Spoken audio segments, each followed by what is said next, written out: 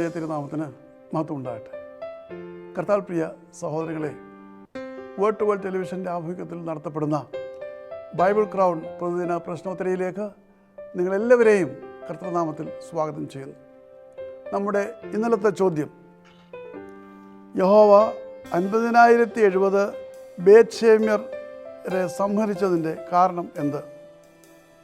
ഉത്തരം, അവർ യഹോവയുടെ പെട്ടകത്തെ നോക്കി. ഇന്നലത്തെ വിജയി.